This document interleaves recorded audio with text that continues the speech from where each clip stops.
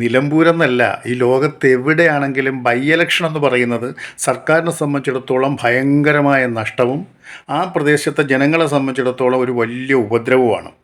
ഒരേ ഒരു നിയമം ഇനി വരുന്ന സർക്കാരെങ്കിലും കൊണ്ടുവന്നാൽ ഈ പരിപാടി തന്നെ ഇല്ലാതാക്കാൻ പറ്റും.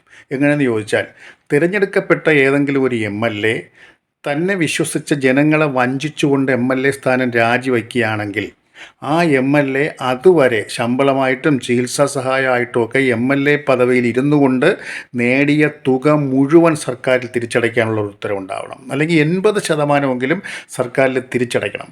പിന്നെ ഈ MLAയെ ഒരു കാരണവശാലും ഇലക്ഷന് മത്സരിക്കാൻ അനുവദിക്കില്ല എന്നൊരു നിയമ ഭേദഗതി കൊണ്ടുവരണം. പറ്റുമെങ്കിൽ ഒരു പാർട്ടിയുടെയും നേതാവായിട്ട് മാറാനുള്ള അവസരവും കൊടുക്കരുത്.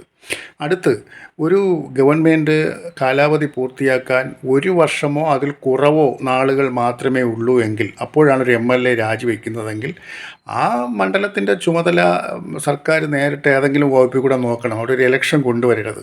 അഥവാ ഇലക്ഷന് MLA തിരഞ്ഞെടുത്തേ പറ്റുമെന്നുണ്ടെങ്കിൽ പിന്നെ വരുന്ന ഇലക്ഷനിൽ അവിടെ മത്സരിപ്പിക്കാതെ 6 വർഷമെങ്കിൽ 6 വർഷം ആ MLA തുടരാനും കൂടെ അനുവദിക്കണം.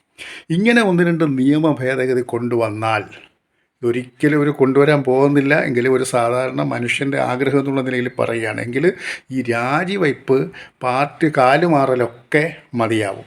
അല്ലെങ്കിൽ ഇതിങ്ങ് കൂടി വരും. നമ്മളൊക്കെ മാസം തോറും ഇലക്ഷനെ അഭിമുഖീകരിക്കുന്ന ഒരവസ്ഥയിലേക്ക് എത്തും.